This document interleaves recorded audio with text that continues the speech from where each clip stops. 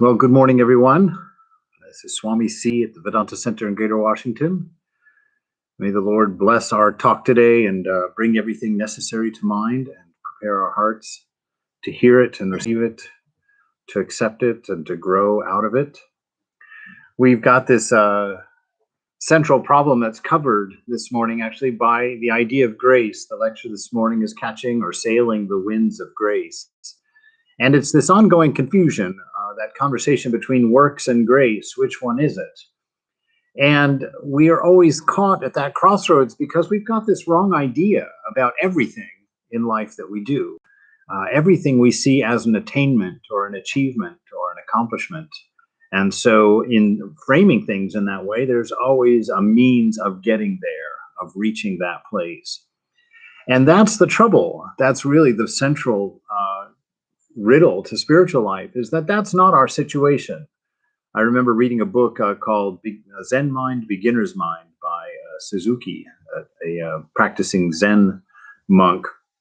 And in the first paragraph, the first chapter, I think it's that soon in the book, he says, we are not reading this book in order to reach enlightenment.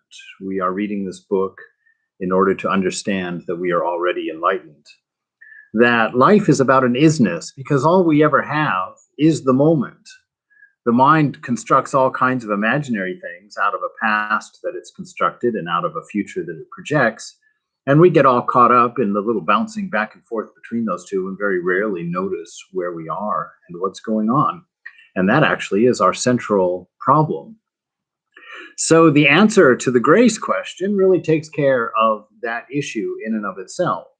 We don't have to accomplish anything in spiritual life. It's about being what we are and what we have always been. It's a realization. It's not an addition or even an understanding. It's not an acquisition. It's what you've got in your pocket at this very moment. And that is the grace of it, in a sense, because it also is given to us freely as a gift from the beloved, that all of us come home. All of us will know the truth about our own being, and not as beggars receiving a gift, but as heirs receiving what has always been ours. And so it's really a lovely way to center ourselves and to relax into a beautiful practice, not to attain something, but to enjoy that which we have already attained, that which we are, to sit in the company of the beloved, not needing to do or reach or acquire anything, but enjoying the company, the constant, overwhelming company of that divine presence. There's a wonderful story about the Holy Mother, where one of the devotees says that the other day I was in Jairambati and I asked the mother, how can one realize God? Through worship, japa, or meditation? So that's her question, very straightforward. And it's all of our question. And Mother's answer is quite lovely. Mother says, by none of these.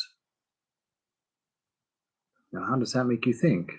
How can one realize God? Through worship, japa, or meditation? And Mother says, through none of these. That's the answer. So, of course, the disciple is scratching her head, thinking, wow, that closes out every Vedanta lecture I've ever heard. I don't know what you're saying. She says, well, then how? What do we do? Mother said, God is realized through his grace alone. Nonetheless, one must perform japa and meditation, for they remove the impurities of one's mind. One must practice spiritual disciplines such as worship, japa, and meditation, as one gets the fragrance of a flower by handling it, or the scent of the sandalwood by rubbing it against a stone.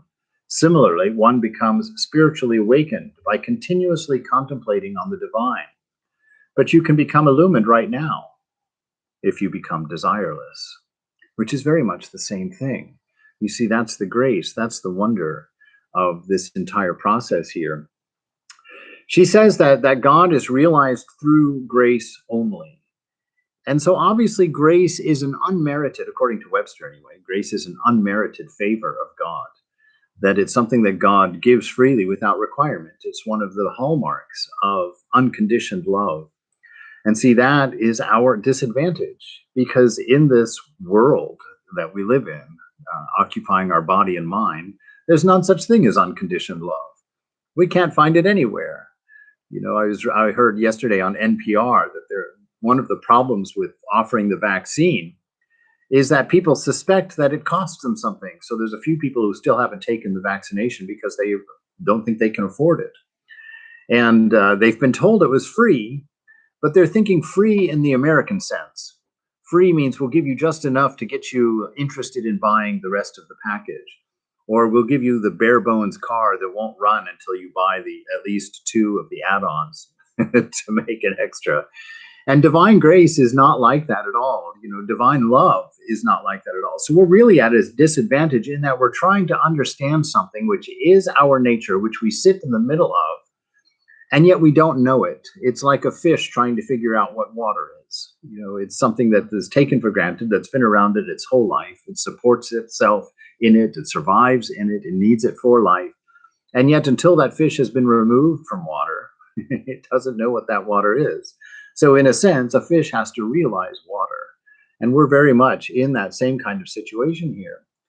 And Mother says that even though this realization comes as a gift from the beloved, why do we have to still practice?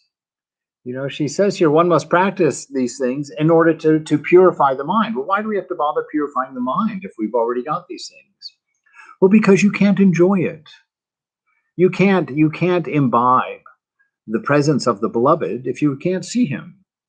You can't enjoy the presence of unconditioned love if you can't recognize it, if you can't see it.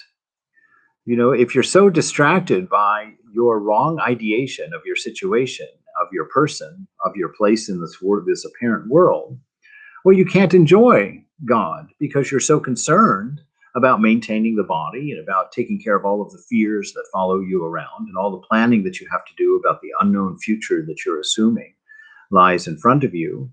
You become so engrossed with the pleasures and concerns and riddles of everyday life that this beautiful unconditioned love, this wonderful sound of grace that is continually singing in your ears, has become background noise and is no longer recognized by you. You can't see it anymore.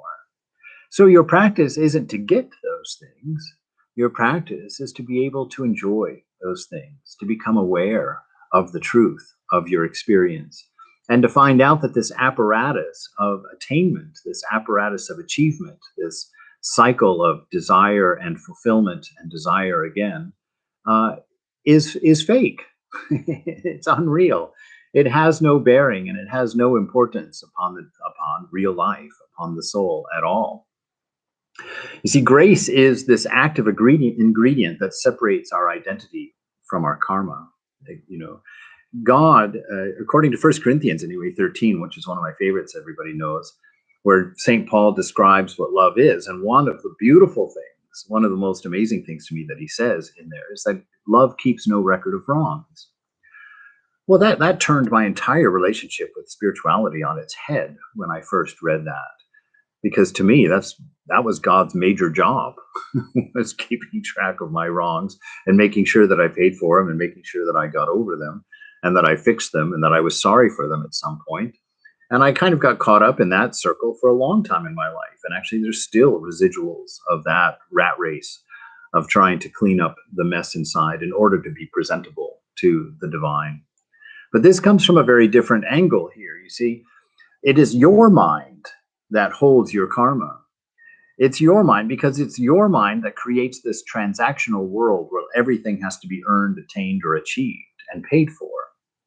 That your mind is what has set things up that way because it is attached directly to the senses of the body, which break everything into little pieces of 5. It takes this unity that we're living in, chops it into 5 separate pieces, and then feeds those 5 things through the 5 different senses to the mind. And so the mind gets this idea that everything is rare, that everything, there's only an X amount of availability.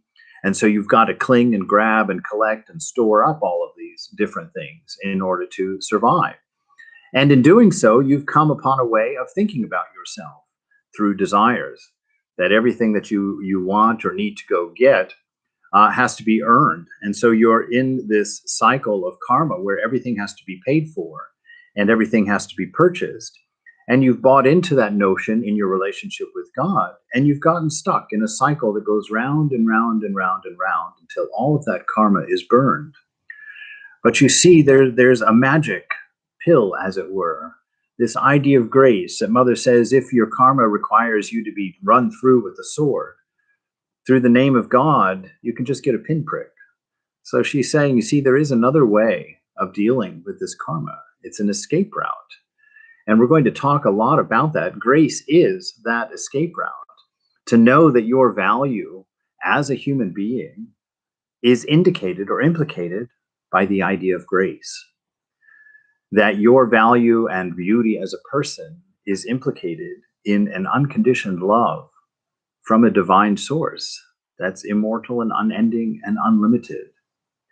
And so for you to accept grace is for you to know the self through that grace that you are worthwhile, through that grace that you are beautiful, and through that grace that you are delightful to the divine being, and that your company is everything to that divine person.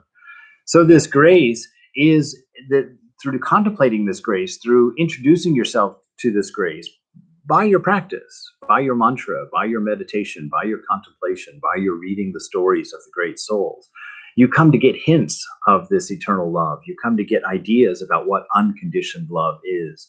You get evidence that there does exist this infinite amount of grace that covers you, but because it's unlike everything else that you've ever known, you have to develop a faith in this grace. You have to accept this grace. You see, one of the things that's difficult about grace is that we have this idea that grace is kind of like a free party gift. You know, reach under your chair and pull out this little bag and open it up. Oh my gosh, look at this, eternal salvation, free gift. What a wonderful thing.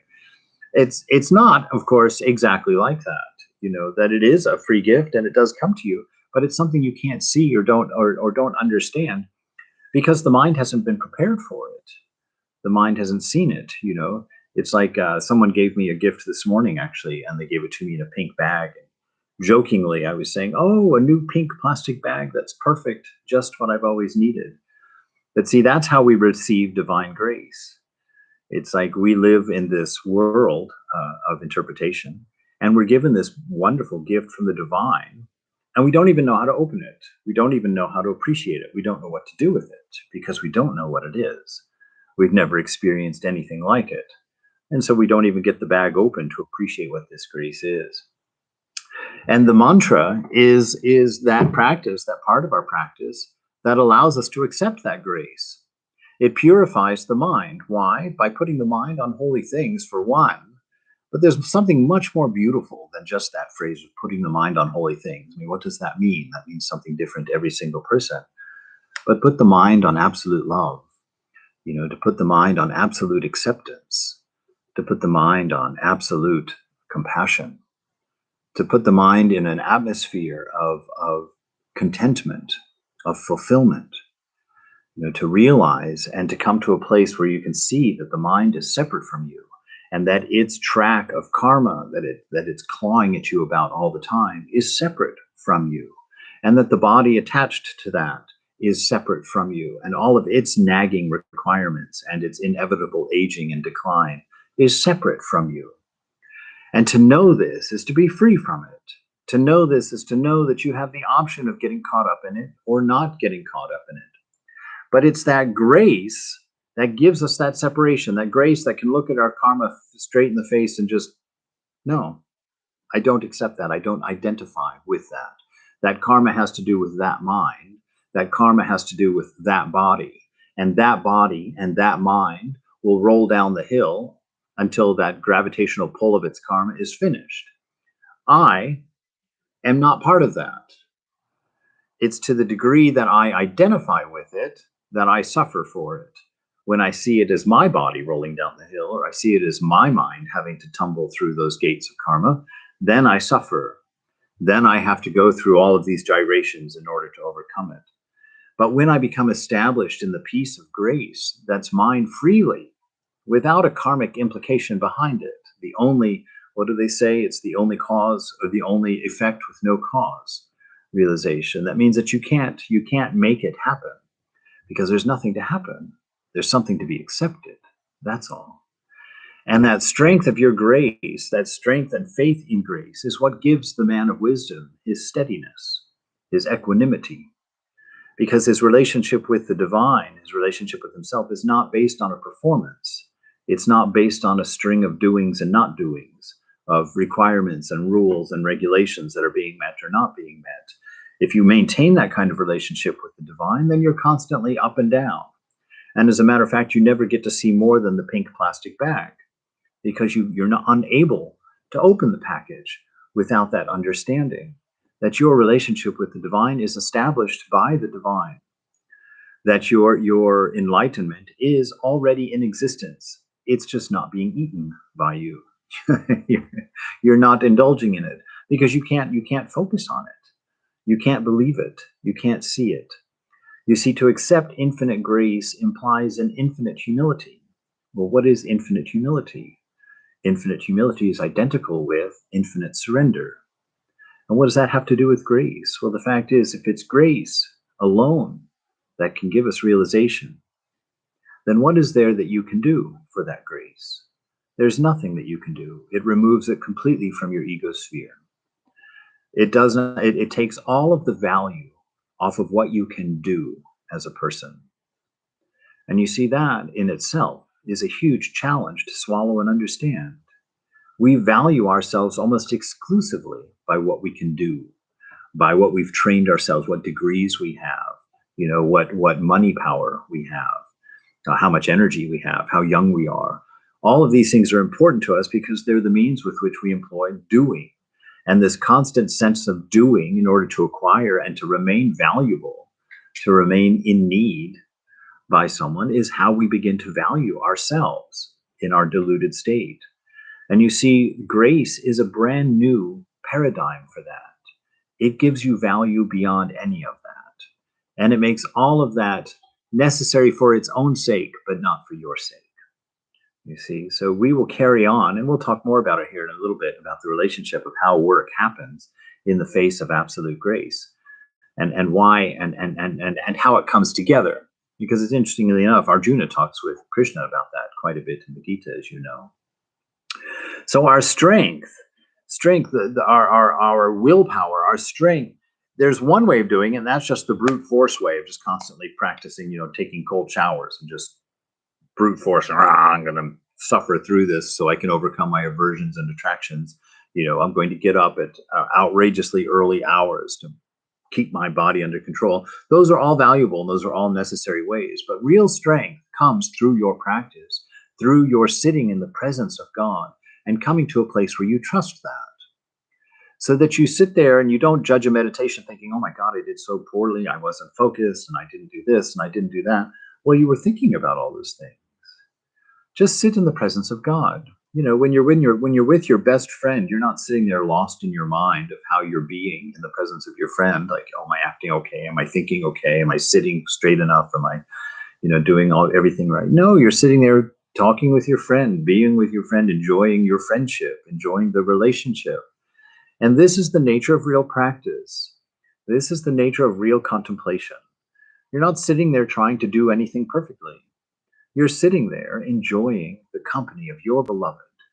You're sitting there enjoying the mind, trying to absorb a notion too big for it, a notion of an unearned love, the notion of an unearned gift of absolute grace. That means you have nothing to worry about, that you have nothing to be afraid of. So you see, through that grace comes that strength, through faith. So faith in grace is your strength. That strength that comes through, that provides you with that equanimity of mind, because your relationship with the divine isn't based on an ever-changing view of yourself. It's based on an unchanging promise from the divine. Your value as a human being is derived from this grace, because certainly if there is an infinite divine being and that love is for you, there must be a reason for it. And that's central to the riddle. So sitting there in the presence of God will give you an air of freedom. When you are released by faith in that grace of God, then you don't have to pay so much like a compulsive attention to the conditions of your mind, the conditions of your body, and the life that you're building and going through. That's not the point of it. The point of spiritual life is always the moment. And the point of the moment is always the presence of the divine, the amazement of its inexplicability, of the fact that the mystery of the moment is just infinite. You'll never figure it out.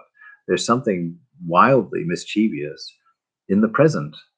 And that is spiritual life. That's where it happens. It doesn't happen at some imaginary point in the future where you're going to have some magical experience with some high Sanskrit name. That's not the point. Yes, those things come. Yes, those things are there. Yes, they've happened. But the point is always the moment, because this moment is where you will always reside. And if you're not happy in this moment, what do you think you're going to borrow to be happy in another moment? There isn't another moment, first of all. So that kind of thinking is wrong from the beginning. That's the importance of learning contentment in this moment, because you, as you are, cannot be added to or taken from. So where will you find contentment if you can't find it in this moment right now? So your spiritual life is always about the moment and never about a future time. Your realization is about this moment and not about a future time. So sit in your meditation and accept enlightenment at the cost of giving up any idea of payment in yourself. That's the challenge, because that's the unknown. That's the thing that we do not know. It's not God that we don't know. It's unconditional anything that we don't know that we have to learn. This process is the active invitation to lay it all down, to come away with me, as it were. So this present moment, this gift of grace, is a constantly available invitation to lay down all of your concerns, to lay down all of your worries, and to open up to a divine love and enjoy that presence, and to find a way of integrating your wrong ideation of this moment in with the true nature of this moment, in the presence of the divine.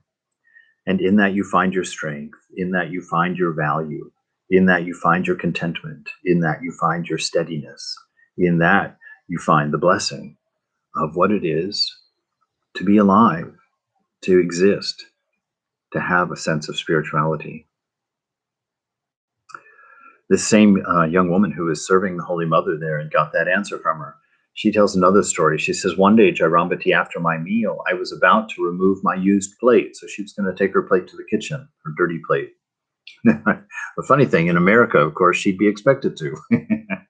But in India, in India, someone else is going to do it for her. And Holy Mother prevented her. So she was getting up to take her dish, and Holy Mother, the Divine Mother, says, no, don't take your dish.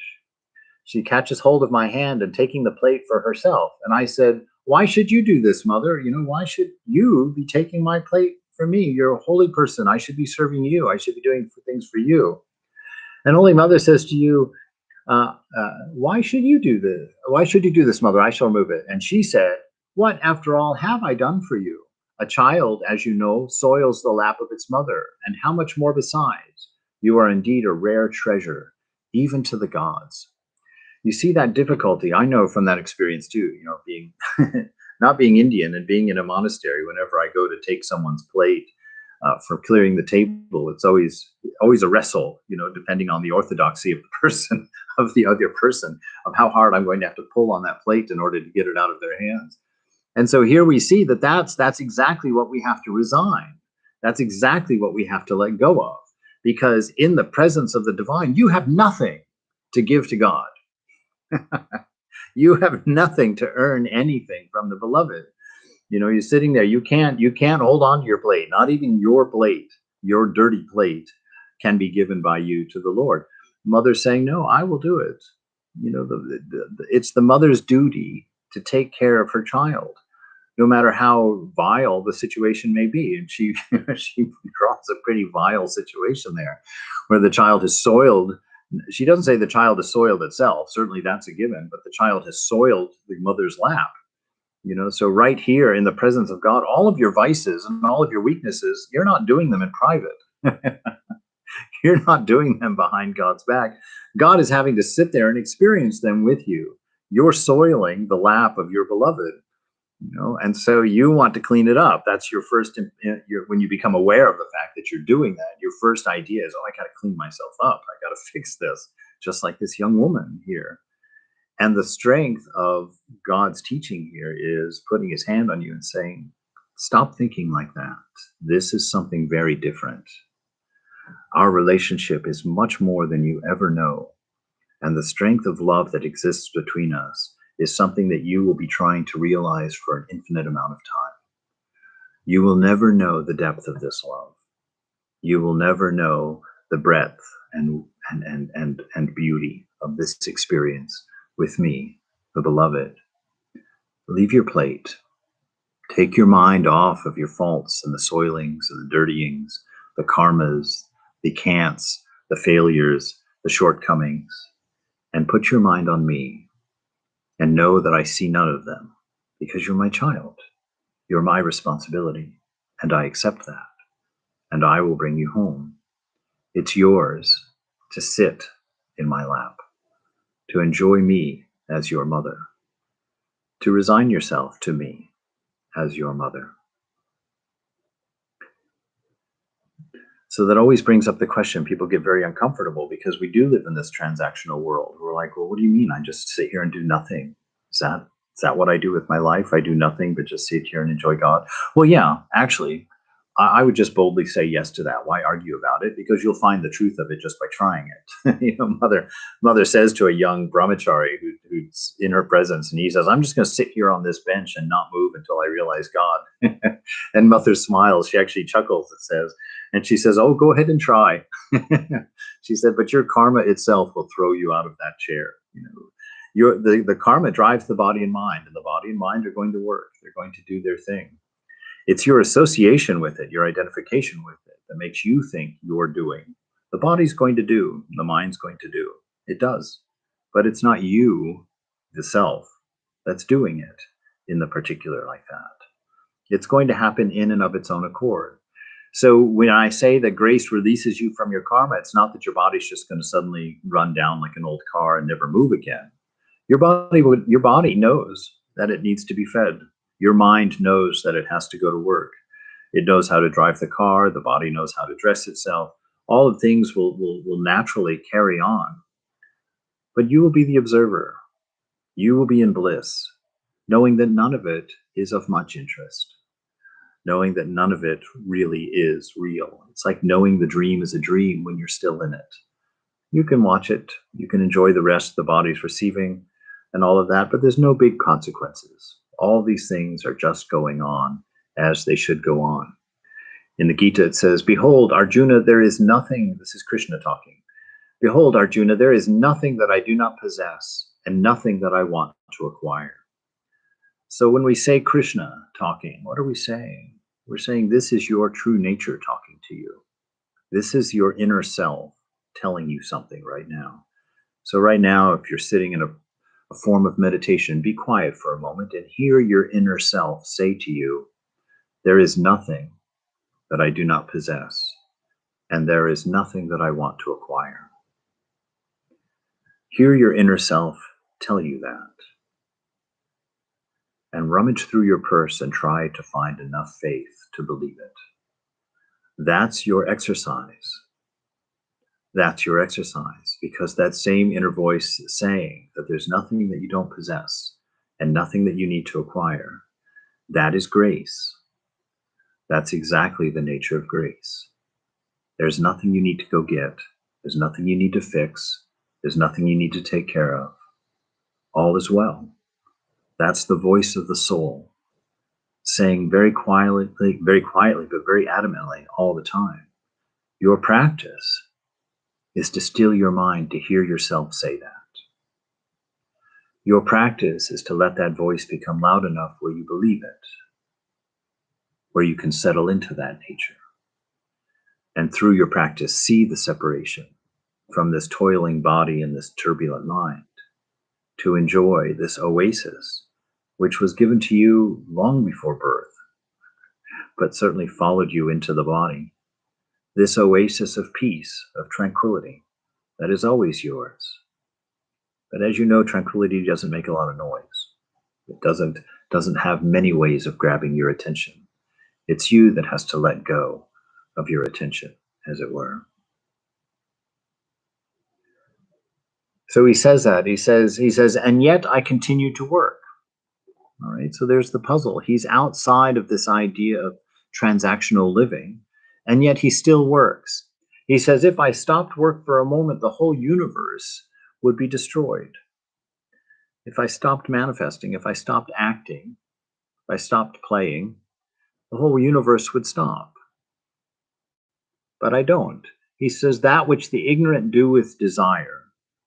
All right. So it's our desires that drive us everywhere, that are constantly nagging us to get things, to do things. You know, I had a wonderful Macintosh given to me not too terribly long ago. And then Apple, of course, within 6 months has the gall to release something better and newer and shinier and prettier. And what happens to our contentment all of a sudden? You know, like even after being in the monastery for this long, you know, this poor child here gets all caught up in that in the mind. I feel those desires and I see those desires rise up, and what a nag that is. It's like absolutely no reason, absolutely no justifiable cause, and yet there it is. Oh, something new and shiny, something flickering that I can own or have. You see, so he says that's what our ignorance is, this constant string of desires, that which the ignorant do with desire for results and for gain. You know, now tell me, is that not how we approach our spiritual life? In the same way, these desires for results and for gain. So that's playing the same game. That's employing the same wrong ideation toward God. That's not how it's done.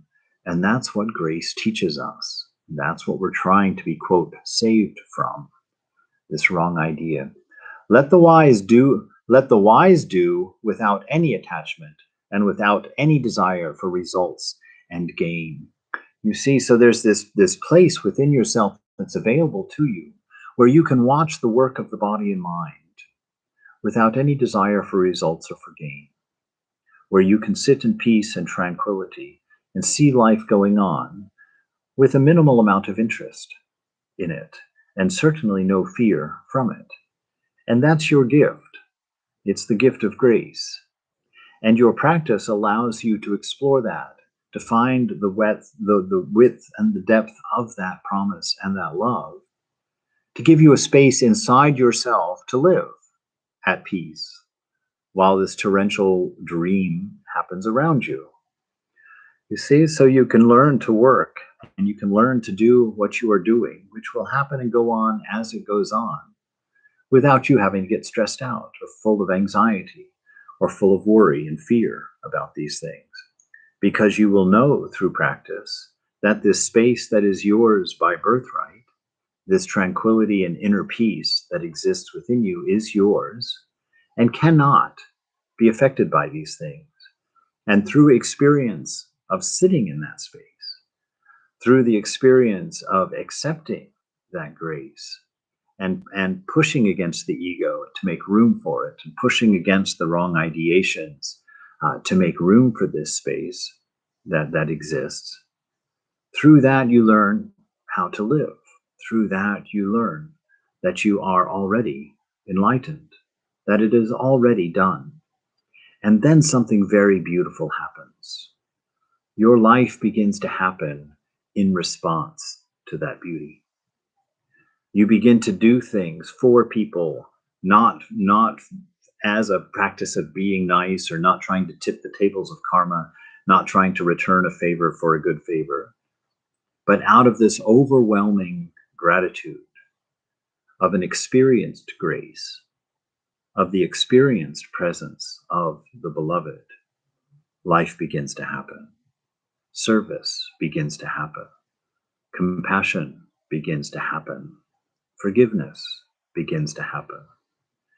And as that establishment, that strength that comes from the knowledge of that grace, not from the performance of your attainments, but the knowledge and the strength that come from the acceptance of grace, give you that equanimity, that undisturbable tranquility, that peace that the Christians say transcends all understanding. That is yours, has been yours, is yours, will be yours, is always within reach.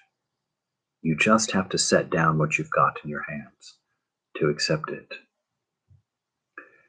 In the Gita, chapter 3, whence comes all of this bondage of action then?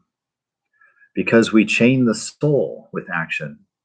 He says we chain the soul with this action by thinking that it's necessary, by thinking that somehow it has to be done for our desires.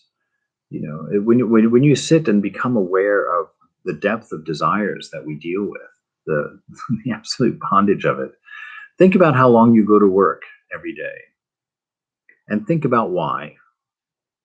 Where is all that money going? It's paying for houses. And I dare say most of us live in houses that are probably at least twice the size of what we need. Is that not true? I know for me it was always true. That all of this effort that we put in, this amazing amount of work that we're putting out there every day, only for our desires, to pay for our vacation, to pay for our car, to pay for our computer, to pay for, our entertainment, all of these things. That's the bondage. You don't need any of those. You already have within you the contentment that all of those things will mimic. They make you aware of it for a moment. There's a wonderful truth to that I learned from a Swami at the dinner table in San Francisco. I've shared it before. He said to Swami Prabhupada, I don't remember who he was, one of the senior Swamis though from India, is good almost 20 years ago now. And he said, Maharaj, I've learned the secret of desire. And of course, saying that to Swami Prabhupada would always get an eyebrow raise. Oh, is that so? And he said, what is it? And he says, well, Maharaj, I've learned, he said, I've been watching, and I've noticed that when I fulfill a desire, there's a great deal of bliss that comes directly after that moment. But it doesn't remain, it doesn't last. And so I've been contemplating it, I've come to realize that in fulfilling that desire, it wasn't the fulfillment of the desire, it wasn't the object that I got that fulfilled my desire that brought about that bliss. It was the fact that the desire was fulfilled, and so for a moment, I was without desire because I had just fulfilled it. And in that moment of desirelessness, because I've just fulfilled that desire, I become aware of my bliss. I become aware of this inner secret, this inner oasis that is mine by birthright. But it doesn't last because it's only moments before my mind has picked up yet another desire. And I'm no longer aware of my existing bliss, of my existing contentment. I buy into the cycle of the mind and I'm off and running again. And so all joy, all pleasure in this world is exactly that. It's a mechanical means of delivering a fraction of yourself to yourself through the senses. So you're going through a big machination of action and machinery to get a little piece of yourself, which already exists within you. And that's what you call joy. That's what you call pleasure. That's what you call the gift of the senses. And that intoxication is what has all of us insane, running to get it. And that's the hilarity of the riddle. That's how I know that God is quite mischievous in setting all of this up. Because he's parceling out, or you're parceling out your own self to yourself through the senses and buying into the idea that that's what you are. It's like pretending you're the pigeon being fed by the old woman when in fact you're the old woman feeding the pigeon. In some weird sense, that pigeon doesn't exist. You are that. You've got all of the crumbs in your hand. You don't need to parcel them out one at a time for yourself. You just need to let go of all of that idea of self, which is your ego. Therefore, Arjuna, all these actions are in nature, right? Nature is working out her own laws in our bodies and our minds. So his emphasis there is that this is something different. It's not you. It's only you through identity. You're saying that it's you. But this ongoing turbulence of the mind, this ongoing quest for anything, whether it's desires or enlightenment or for whatever you're looking for, it belongs to nature. It belongs to something that isn't inherent in your identity, in what you are. We identify ourselves with nature and say, I am doing this. This way, delusion seizes us. So that's the crux of the problem right there. It's that false belief that I'm doing this, I need this, because it's the body and the mind that give us the sense of lack, because they're finite things, right? They're changing things that are never real. They're never in a state of security. And so by identifying them, we condemn ourselves to the same belief about ourselves, that we're not whole, that we're not complete, that we require a constant string of events and objects to maintain a happiness, to maintain an equilibrium. And not realizing that the spirit within us, that aspect of divinity that's within us, that grace that is within us, is constant and present and available to us. Vivekananda says we always act under some compulsion. We're always being pushed, right? Always being pushed. I'm hungry. I want popcorn. I want to walk. I want a vacation. I want more money. I want freedom. I want the right to do this. I want the ability to do that. I want to enjoy this. I want to enjoy that. You know, we always act under some compulsion. When hunger compels me, I eat. And suffering is still worse, slavery. That real I, listen to Vivekananda here. That real I, can you feel it yet? That real I, can you hear it? That real I is eternally free. Can you find it? Can you hold on to it? Can you identify with it? That you that's been gazing out through your eyes since your earliest memory. That I that's been unchanged, that awareness that's been unchanged, that has eaten all of this food and yet not grown at all. That I that has enjoyed all these things and has not been marked by any of it. Can you feel it? Can you hear its contentment, its fullness? That real I is eternally free. What can compel it to do anything? He's asking that as a rhetorical question. He's looking at you and saying, literally not understanding, what can compel you to do anything? This I that is ever free, that's fully content.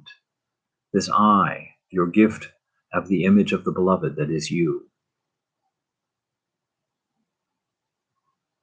What can compel it? What are you thinking compels you? What mistake have you made to think that something is compelling you?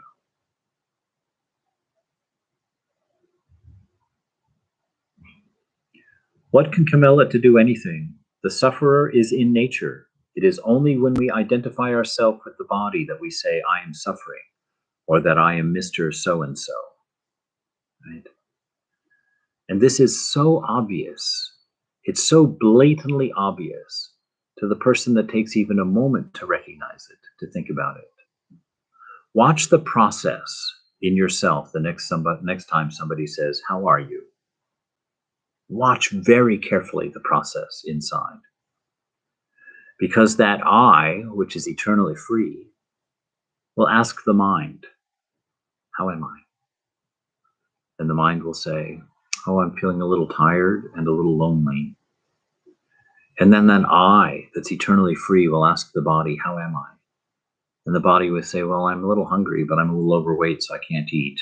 So I'm suffering a little bit. And so then you turn to your friend and you say, well, I'm a little tired and lonely and suffering a little bit from hunger. But if you watched that process closely, ask yourself who's querying the mind for how it is, and then owning that as itself, and then querying the body, how it's feeling, and then owning that as itself. You see, by the mere fact that they tell you how they are, indicates that they are not you. How do you ask yourself how you are? Does that question even make any sense for a self? How are you? A self that never changes, a self that's ever free and ever pure. Why does it have to ask a body and mind? Because in itself, the question doesn't make any sense. In itself, it's not a part of time. It's not a part of space and causation. It has to ask something inside the trap of time, space, and causation in order to answer a question that's born only of time, space, and causation. And so we reinforce that wrong thinking every single time we wonder how we are. I can remember going out on the front porch every day in San Francisco, the monastery, to go for my 1 hour walk. And when I had 5 walks that I could do from the monastery door that were exactly 1 hour long. And that's what I would do for my exercise every day. And, for the first year in the monastery, it was always kind of an adventure. I just went out and went, and it was great. After I'd been there for 10 years, I'd kind of done all those walks as much as anybody would ever want to do any of those walks. And I would sit there and I would actually sit and go into a little bit of a quandary for a while about which one should I do? Should I go to the one that goes down through over on Polk Street that's got lots of stuff going on and interesting? Or should I go to the one that goes to the Presidio and has nice trees and quiet, very contemplative? Should I go up the hill and over the top of Broadway and look at the beautiful views and the scenery? Or should I walk down along the bay and get the cool breeze and the nice open space? And I would sit there and it got to the point where you go and it was stressful to sit there and try and decide which one I wanted to do. And I remember the day when I just said to myself, for crying out loud, just put one foot in front of the other and get out of here. Stop with all of this make believe. What do I want? What do I need? A walk is a walk, and you will be here wherever you are, no matter where you are. Just go. And that is grace. That freedom, that letting go of this bondage. My God, why am I investing so much in all of this nonsense that doesn't make any difference whatsoever? Let me enjoy the presence of the beloved here and now, regardless of what's happening and what's going on in the sense world, in the mind world, that other space of nature that's separate and apart from me. We always act under some compulsion. Whatever the body does, whatever his mind does, he does not care. All right. See, he's talking about having that separation. You don't care. And that's not a tamasic I don't care. It's an I don't care, meaning it doesn't make a difference to me. It's happening and it's going and it's doing its thing, whatever it is. I have no aversion or attraction for it. I'm uninterested. And that always reminds me of what Sri Nigadatta says, which was always very helpful to me. Because we always think that it's our mind brutalizing us. It's like, oh, I can't control my mind. I just can't do anything. It's always so busy. It's so as if we're some helpless little victim with some mind that's doing something to us. We just can't seem to find our way out of it. And yet that's not the truth of it all. Nisargadatta says, your mind is only active because you're interested in it. As soon as you become uninterested, your mind will quiet. It's only active and crazy because you're interested in active and crazy. Nobody's sitting there making your mind wander and abusing you while you try and meditate. It's that you would rather watch all of the things changing in the mind than to rest in the stillness of self. Not because the stillness of self is boring, but because you've never done it and you don't know how fulfilling it is. You don't know how lovely it is. And so you're attracted by all of this flickering, shining, glittering nonsense. You're not a victim. You're a chooser, and you're choosing distraction. Stop it. If you don't want it, it won't come to you. That's why Mother says in another space that she says, she said it that last verse up there. She says, but you can become illuminated right now. Remember that last sentence? You can become illuminated right now. Okay, let's bring that into this moment. The Divine Mother is telling you right now, in the reality of this moment. This isn't something she said ages ago that was only valid in that moment with this young woman. She's saying to you right now, you can have your realization right now if you become desireless. What is it to become desireless? It's to know that you are desireless. It's to accept that nothing needs to be accomplished. It is knowing grace, knowing the presence of the beloved, and knowing that it is all yours by birthright, and laying down any ego that insists that you need to earn it, achieve it, work for it, do something else, one more thing that you have to accomplish before it happens.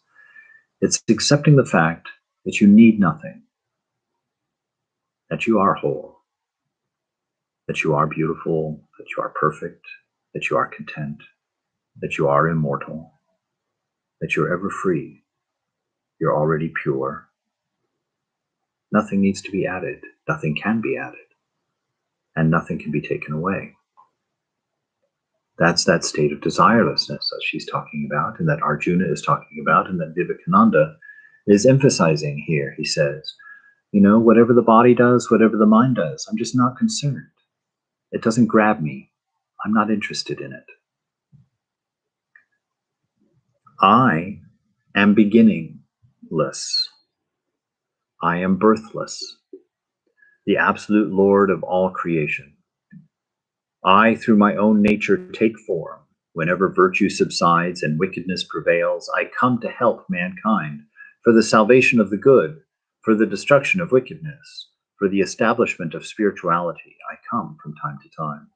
Whosoever wants to reach me through whatsoever way, I reach him through that. You see, whoever wants to reach me in whatsoever way, does he say that they reach me through that way? No, because it's not you that gets to do that. He says, I reach him through that way. Yours is to put yourself in the presence of God. It is God who will do the rest. That is grace. The amount of time in that book, the Way of the Pilgrim, the wonderful statement in there where he comes to the idea that yours, that which God has given you to do, is quantity. You can decide how long you're going to meditate, how long you're going to read, how long you're going to do any of these practices. God reserves the ability for quality. It's God who will make it perfect. It's God who will make it delightful.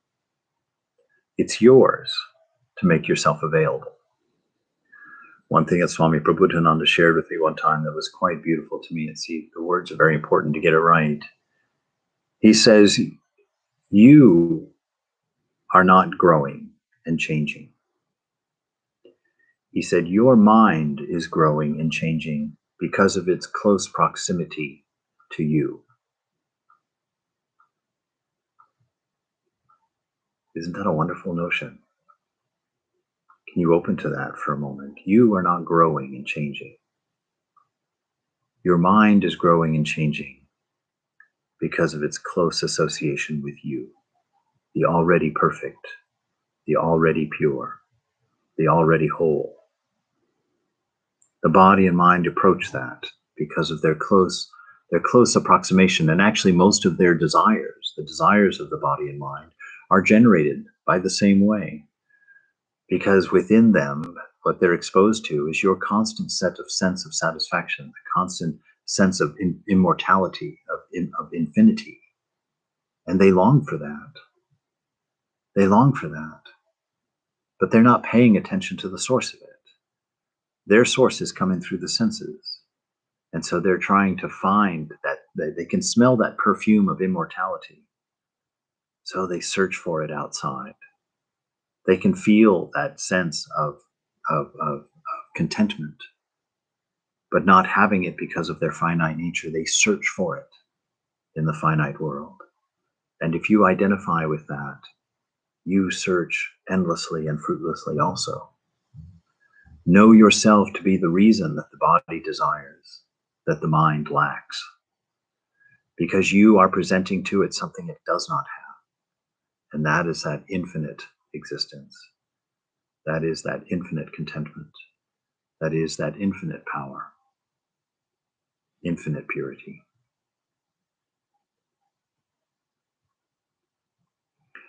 But no, Arjuna, no one can ever swerve from my path. No one ever did. How can he? None swerves from his path. That's a terrifying thing. That's a terrifying thing, because the mother, as part of the game of this existence, has given us that sense of responsibility, that sense of doership. We're the ones responsible for everything.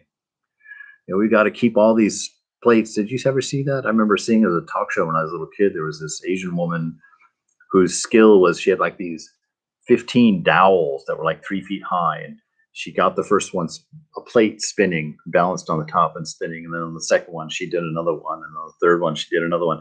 And she went through this line of like 15 of these dowels. And she got 15 plates spinning, and she had to keep going back and, gently re-engaging that circular motion in the dowel to keep all of these plates spinning, to keep them from falling down and crashing.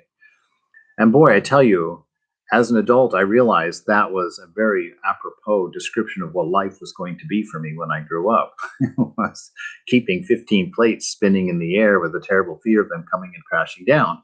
And what's actually being accomplished? Nothing. There's nothing of any import being accomplished, which is why most of us die in oblivion. We spend all of our life keeping plates spinning, and when they come crashing to the ground, they just come crashing to the ground. Nobody cares. That's worldly life. It's like billions of us passing in and passing out, and it's just going on. Nothing is being accomplished. Nothing is actually happening. It's the dog's curly tail, and you're buying into the riddle, the game, and getting caught in the game. He says, Vivekananda goes on, he changes his tack a little bit here. He says, there is a man stealing here. And why does he steal? You don't ask that question, you punish him. He's talking about the actual condition. He's not talking about what we should be doing. He's talking about what we do. Why can you not make room for him and put his energy to work? Isn't that a beautiful and different way of approaching a thief? Why don't you make room for him in your world and put his energy to work? Give him a turn, give him a spin, make room for him, find some respect for him. The thief is not other than you. The immoral person is not other than you. Why do you judge him and want to punish him? Give him space, give him a vision, give him your confidence and your love, and create a space for him, and let his work move in a different way. You say you are a sinner, and many will say he has broken the law. All this herd of mankind is forced into uniformity, and hence all trouble and sin and weakness. The world is not as bad as you think. It is we fools who have made it evil. We manufacture our own ghosts and demons, and then we cannot get rid of them. We put our hands over our eyes and cry, somebody give me light. Fools, take your hands from your eyes. That is all there is to it. That's what practice is. That's what we're talking about. That's what meditation is. That's what mantra, that's what your japa is. It's taking your hands away from your eyes for a moment. Sit quietly and hear the message of the soul. I'm content. I need nothing. There is nothing I have to attain or acquire. I'm at peace. And then listen to the grace of the beloved. You're enlightened.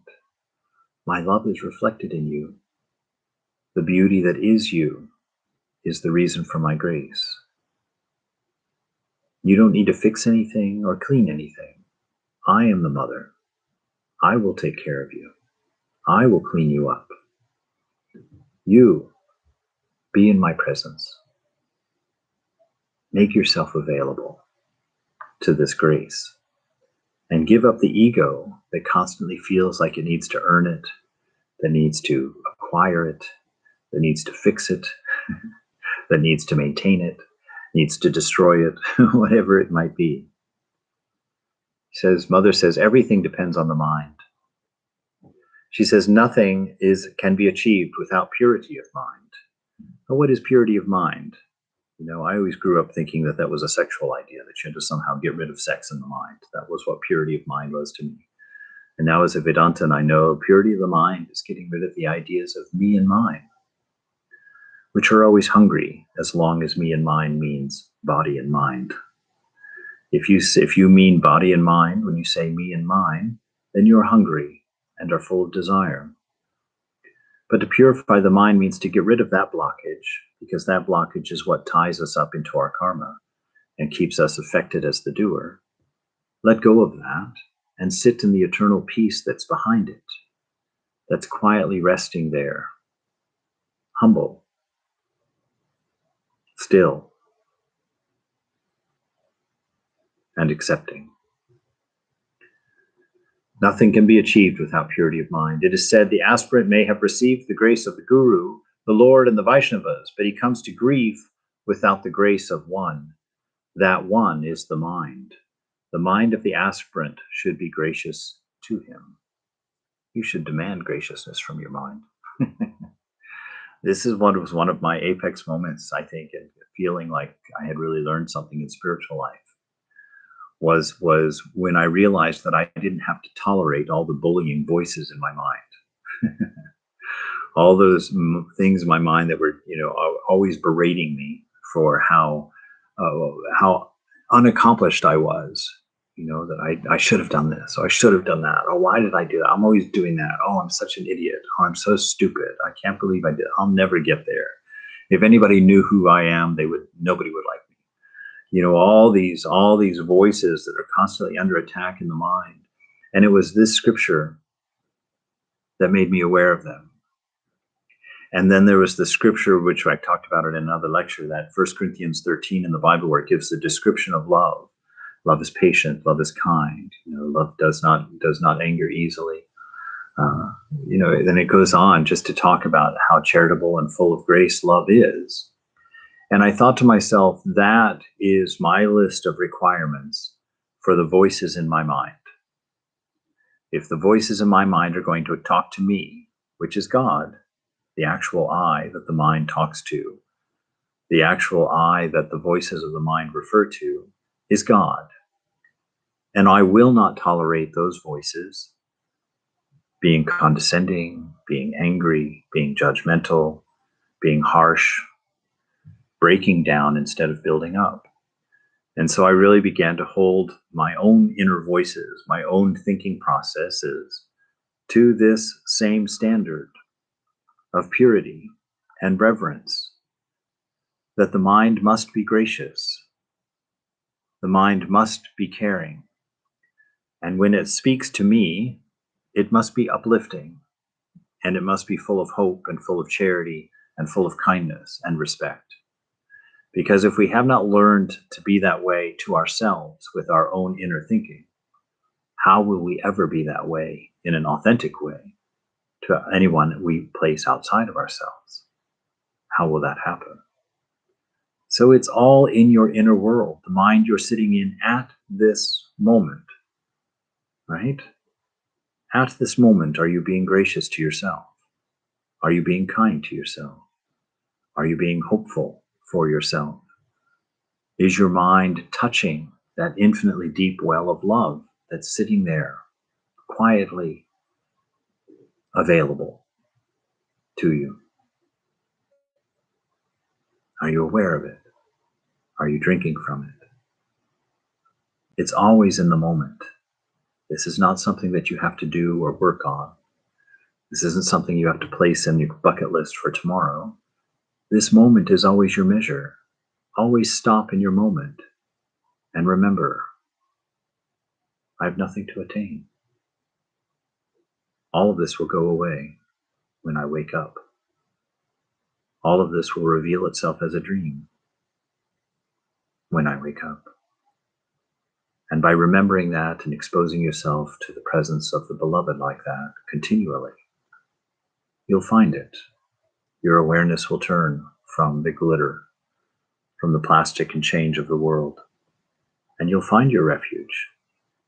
And you'll know when you find it that it has always been there. You'll be like, oh, that's what that smell was. My whole life that I was ignoring the whole time. That's what my conscience was. It was a siren call of love for me to return to my own self. My conscience was actually my voice. I was never the person arguing with it. He whose efforts are bereft of all desire and selfishness has burned all of this bondage of action with the fire of knowledge. He is wise. So to be bereft of all desire and selfishness, that's me and mine, right? If we can possibly empty our minds of that, that is wisdom. And we do all of this with the fire of knowledge. And what is that knowledge? I already have it. Anything I can see, can conceive of is already mine. I am the dreamer within which this entire dream exists. It is all mine. Reading books cannot do that, he says. This isn't a philosophy that you have to go out and learn. This isn't a thought castle that you have to build of facts in your mind. It doesn't come from books. It comes through awareness of the moment, an awareness of what is, and allowing that to be. The ass can be burdened with a whole library. And it has a donkey, can carry a whole library on its back, but that does not make him learned. Do you ever think about that? That your mind, all the stuff you push in your mind, that Swamiji just likened you to an ass carrying a library. And still saying you're not wise. That's not where wisdom comes from. That's not where knowledge is. You know, becoming a Vedantist does not mean building thought castles of a beautiful philosophy of oneness. It means accepting it as true in this moment by becoming aware of it through discernment. Accepting it. That's grace. It already is. You don't have to learn it. You have to accept it. He goes on here and gets quite challenging actually for us, because anytime we start hearing things like this, the mind always comes up with a string of buts. But he says it is a tremendous error to feel helpless. That's his first response. Feeling helpless. Why can't I get anything done? It is a tremendous error to feel helpless. Do not seek help from anyone. Ooh. Wow, that's counter to so much stuff I thought I'd heard. Do not seek help from anyone. We are our own help. If we cannot help ourselves, there is none to help us. Thou thyself art thine only friend. Thou thyself thy only enemy. There is no other enemy but this self of mine, no other friend but myself. This is the last, this is the last and greatest lesson. So it may or may not be time for this one for all of us. But, this is quite helpful in the sense that at one time, Thakur says to take the idea of Advaita, this oneness of all things, and to tie it in the corner of your dhoti and just kind of leave it there to inform your bhakti, to inform your devotion, your relationship with God, but not to undo it and open it up and take it out, because that will undo your devotion. You'd be like, what am I being devoted to? So don't do that. Just kind of keep it in your dhoti, keep it with you, and help it to inform you so that you don't become, a fundamentalist about things, that you don't start shrinking into the absolute existence of the material world because of devotion. That's one of the dangers of the bhakti path, is when we start to think that our beloved is the only beloved, or our beloved is the most beautiful beloved, at the detriment of everyone else's. So we tie it there. But one of the ways you can use it, one of the ways you can kind of take it out, smell it real quick, is to analyze the fact that all of the purity and effort and change that you are praying for, that really you are praying to yourself for those things. Now, does that mean you don't pray? You don't pray because you're just praying to yourself? No, absolutely not. Because you come to understand, if I'm praying to myself for these things, why am I doing things that don't give them to me? How can I sit here and pray for these things to myself and then turn around and not do the very things that I'm praying for? That's how you avoid becoming a hypocrite. By realizing that you are the resolution of your prayer. And if you mean your prayer, you can deliver your prayer, because you are your only friend and you are your only enemy. And you are the one in charge of your body and your mind. All the power lies within you. At this moment, you can be free if you are but desireless, which is to understand this. All the power is in you.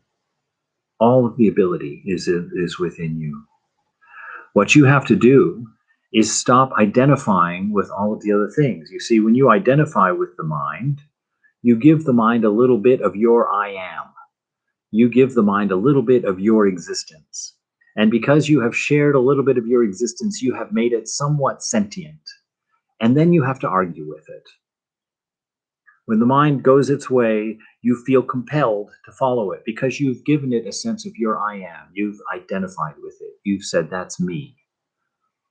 And when the mind goes off wanting these things, you feel compelled to follow and engage in them. But if you can sit and take that I back and say, I'm not breaking up my I into little pieces. My I is here in the self. It's not in the mind. And when I say no, I mean no, and there's no other question about it. And if you can do that sincerely, the mind shuts up because it only argues as long as you're interested in the argument. And if you're interested in the argument, it's because you're being insincere. It's because you're not being earnest. And chances are, I noticed quite some time back in my mind that I argue with my mind because I want to lose the argument. I want that milkshake. And if my no is no, I'm not going to get that milkshake.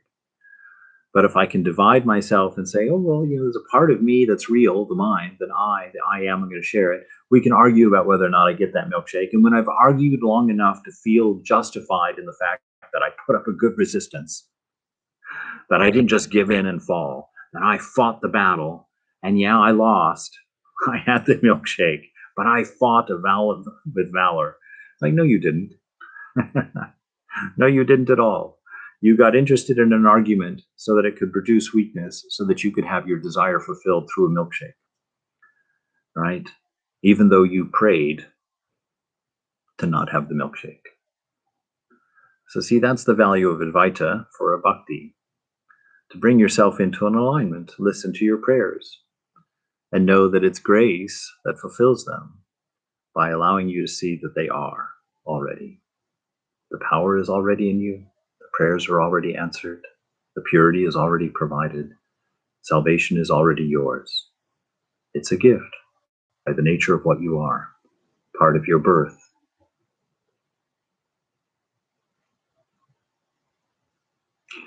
Mother closes by saying something very beautiful, and this is the crux of grace and the crux of spiritual life.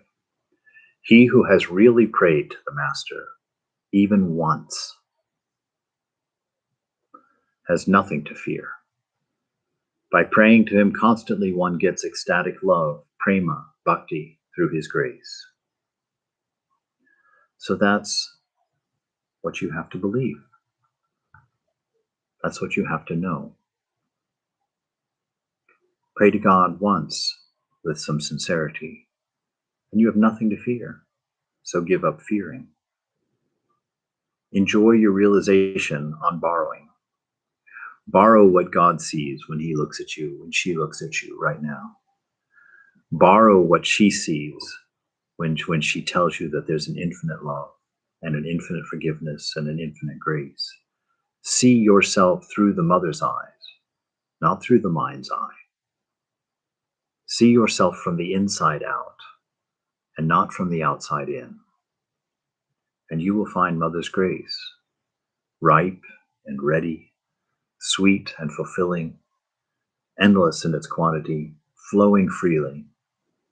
And through accepting that grace, your life becomes one that's lived in response to it, which means that grace begins to flow from you to the world around you. You now have an infinite well of love to give. You have an infinite well of patience to enact. You have an infinite hope to share. And you will be a blessing to everyone.